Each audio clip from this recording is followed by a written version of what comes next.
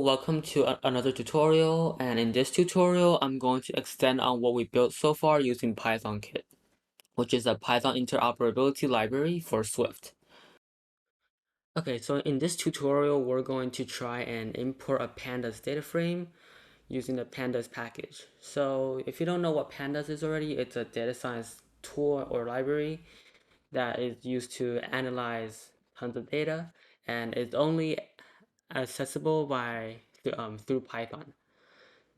And what we're going to try to do is we're going to try and import our pandas data frame into our Swift application. So it would look something like this. So we have a Python file that supports the backend of this. So yeah, we're going to click on this load pandas data frame button, and it's going to load in our data frame, which is from Python. So this would be like a CSV, and then you could filter through the list.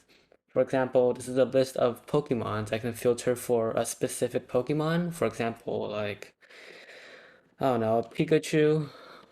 Oh my god, I can't spell Pikachu. Pikachu here. Yeah, and then you could also filter for Charizard or any other Pokemon characters. Okay, so this is what we're going to do today, and let's get started. So dive into Xcode and pull up our previous project. And in here, we want to go into our Python file and delete all this. Delete it. It would be great if we use another editor since Xcode is not meant to be used for Python. So I'm going to use VS Code as my other editor for Python.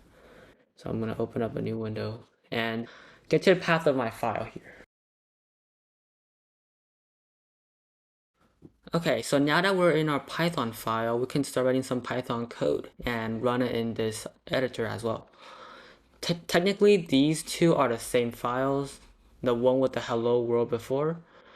You know what, let's just replace back hello world, the function that we wrote in our last video. Let's just replace it. Not replace it. Write it again, okay. So first thing you want to do is to import pandas as PD, which is the library that we're going to use. If you don't have pandas installed already, you can do a quick pip install in your terminal, like pip install pandas. Yeah, like so. But since I already have it installed, I'm going to skip that step. Okay, first thing you want to do, or second thing you want to do, is get our CSV that we're going to use. So we're going to go to Safari and get our CSV. For this tutorial, I'm going to use a Pokemon CSV, a Pokemon dataset, and I got it from kaggle.com, which is an open source place where you can get all types of CSVs for data science. So I would post this URL in the description below, and yeah. Over here, you want to click download to download your CSV. So click download over here and it'll save it as a CSV. Okay, so we want to get our CSV that we just downloaded. So we would do data, the data of the CSV equals to pd pandas.read CSV. So basically it's pretty self-explanatory. It would read the CSV, and yeah, that's basically all it does for now. And we want to paste the URL over here. So I saved my CSV in this path, and make sure to paste your path of wherever you saved it, as it could be different from mine. Okay, so next we want to create a function called, I don't know, get result, and it's going to give us a data frame, a pandas data frame, like so. Pandas data frame, and would take in data. So it would read in the data as a data frame. And let's just print out the results. So df. And this will print out the first, let me just zoom in, it'll be better. Okay, yeah.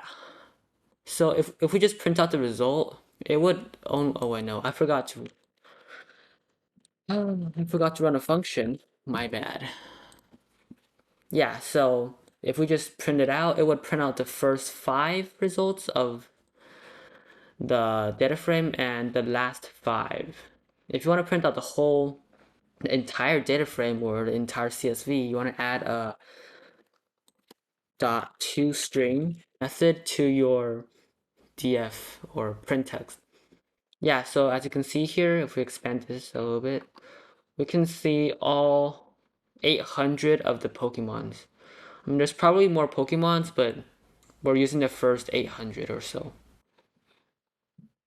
Okay, now we want to convert our pandas data frame into our SwiftUI list. So I'm gonna try and get all the columns, or get at least some of the columns, for example, name, type 1 and type 2, and HP, convert it into our SwiftUI list. So I'm gonna create a class, a data model, that would actually be used to append the values of the data frame. I'll show you what I mean. So we're gonna create a class called model, and I think I'll just speed up my code and explain it afterwards.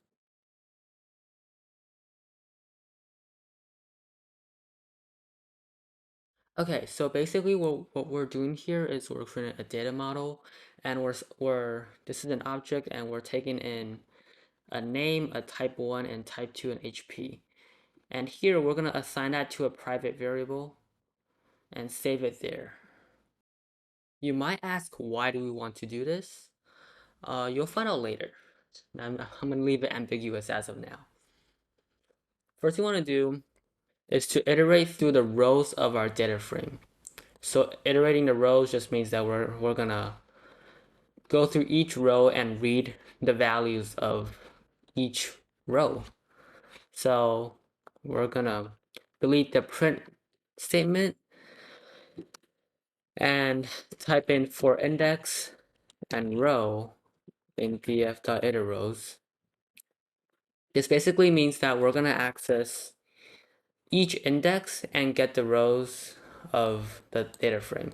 So it's gonna iterate through all the rows. This is what iterRows mean. Okay, so in this block, I'm gonna zoom it in more.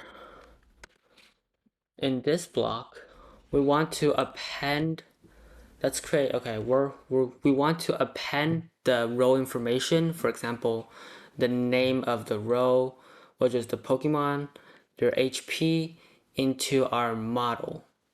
We would append it into our result, which would be of type model, like so. So I'm gonna say result.append. It's gonna be of type model, and I'm gonna open it up. Say we want the row name and the row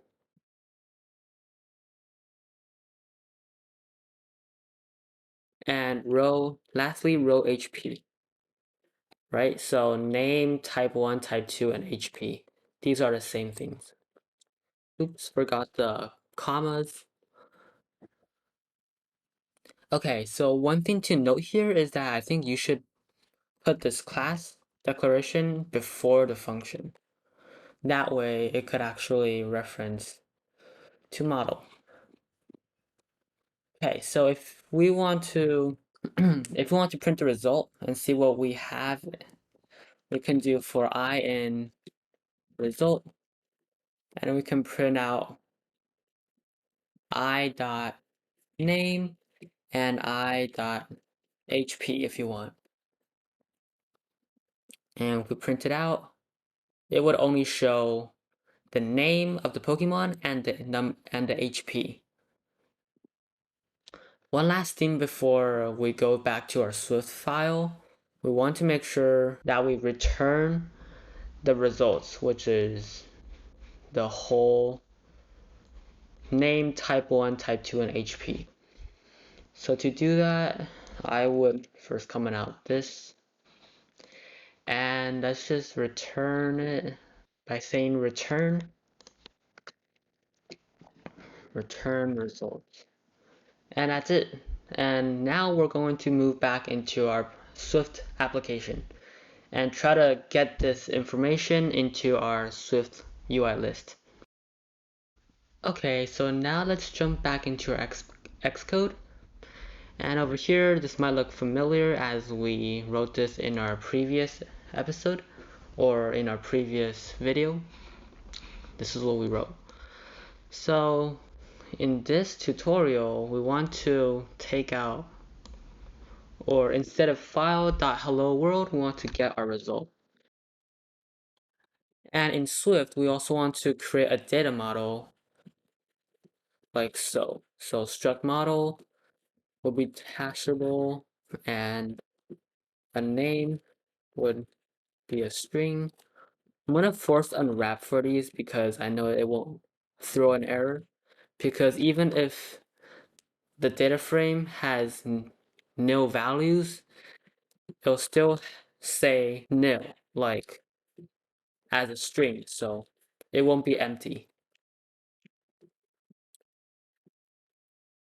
Okay, and now that is done, we want to import, or we want to append the result. Let's just call this result instead.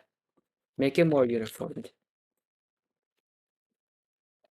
We want to append each of the data frame rows into our model for Swift. So for I in result, oh yeah, I have to create an empty array first. So I'm gonna do it right here. So array of, my god, I'm writing in Python syntax. Var array of results would be of type model, and it's going to be empty right now. Okay, so right over here, we're going to try and append our results of the data frame into our array of results empty list. So append, it's going to be of type model, and we're going to pass in the values. So over here, we're going to say I.name, right? Is that what it's called? I.name. Yep. Okay. Would be good if I zoom in a little bit. Okay. And then for type 1, I'm going to say also string interpolation, and then I.type1. For type 2, the same thing.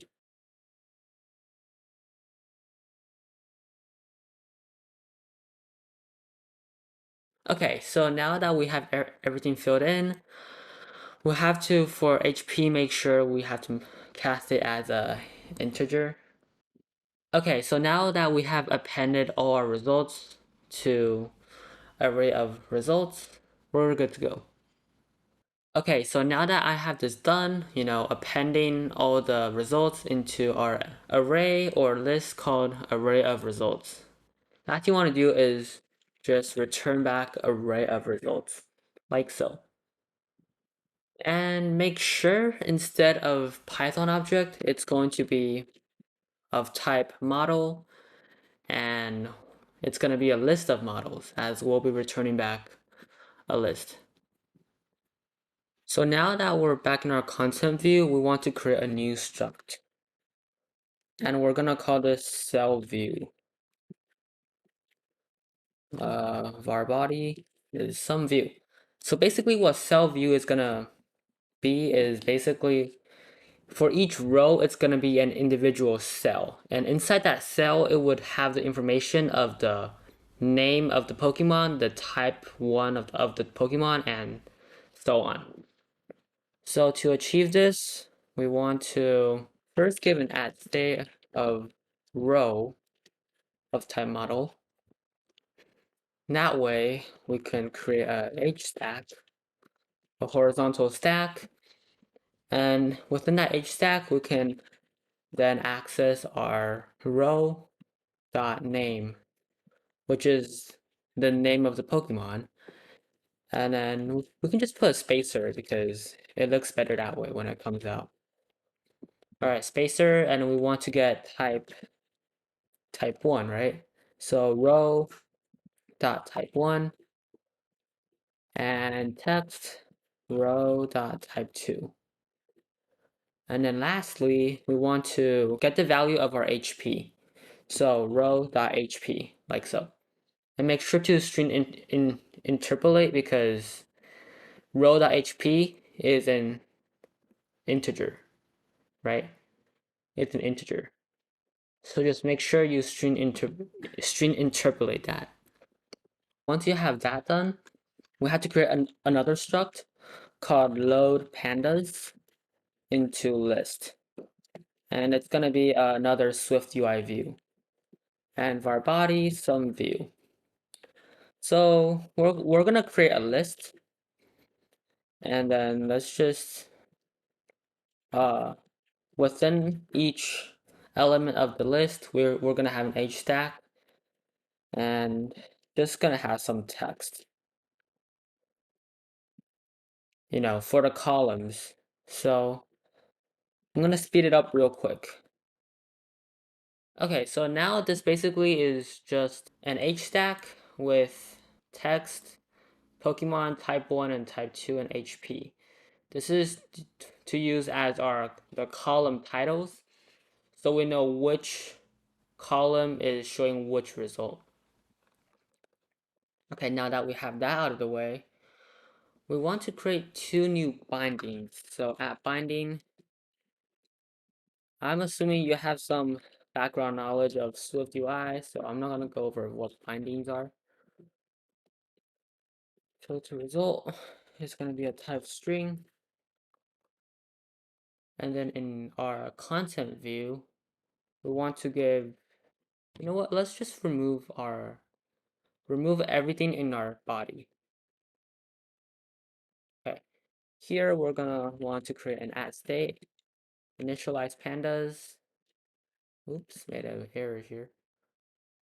Initialize pandas equals to false, and at state var filter result is going to be that. And we want to create a VStack. And then within that VStack, we want to give it an action. A button with an action block and label. And within that action block, we want to run initialize pandas.toggle. And within the text box, we want to call this load pandas data frame, like so. Oh, button, haha, there. Okay, if initialize pandas. Okay, so if initialize pandas is true, when we click on the button, it's going to have a text field for filtering. Text field, filter result. This would basically mean filter all the Pokemon.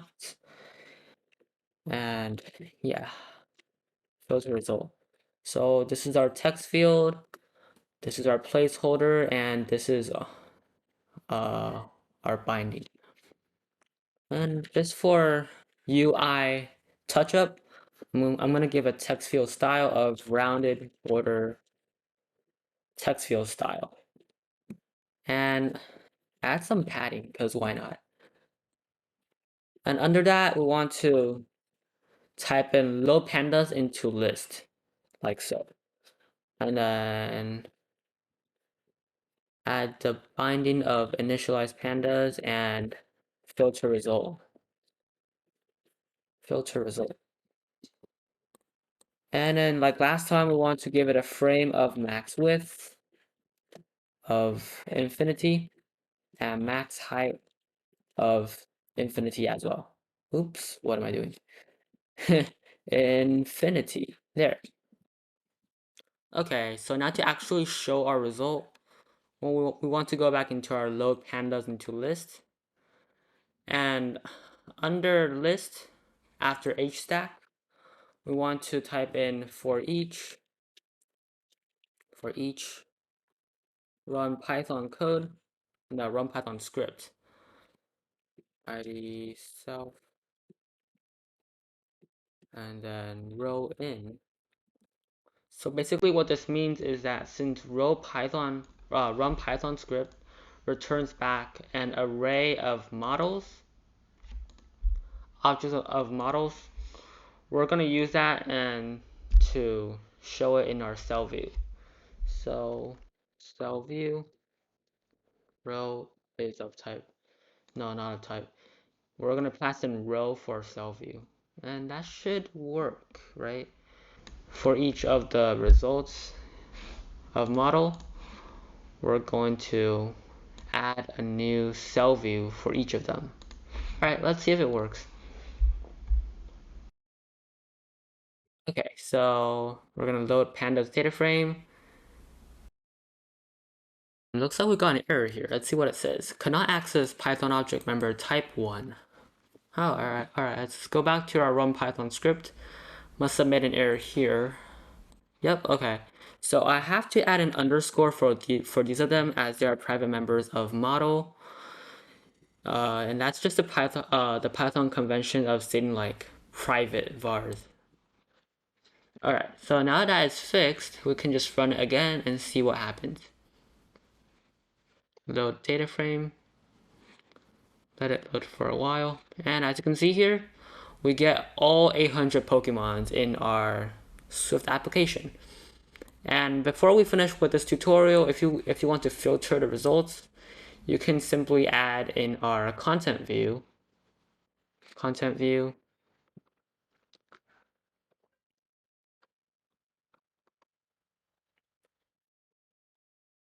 and under load pandas into list, we can say if the search result, filter result is empty,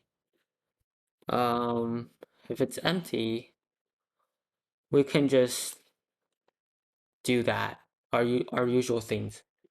But if there is some text in the search result, we can do for each, still the same thing, run Python script, but we could filter, delete that, filter the name of the Pokemon. So name.localized, I think it's localized, case insensitive contains. And then contains our filter result. And under ID is going to be self. And then we'll do the same thing like this, row in, and then cell view, row. If you don't know what this means, I'll show you when I run this program. Okay, so run it again like so. Let me shrink the size a little bit. So this is basically localized case insensitive contains basically is just used for filtering results. For example, if I type B, let's see, BU, it's gonna filter the result when I type. So if I want to search up for Charizard, which starts with C, it's gonna start showing results for any Pokemon that has C in their name. So it has Charmander, Charmeleon, and if we just keep filtering down, it's going to show the last few results. Charizard. There you go. Yeah, so that's basically it. We've gone through how to import a pandas data frame into our SwiftUI list. And I've also taught you how to filter the results using this localized case insensitive contains. Alright, that's basically it, and thanks for watching. Make sure to like and subscribe.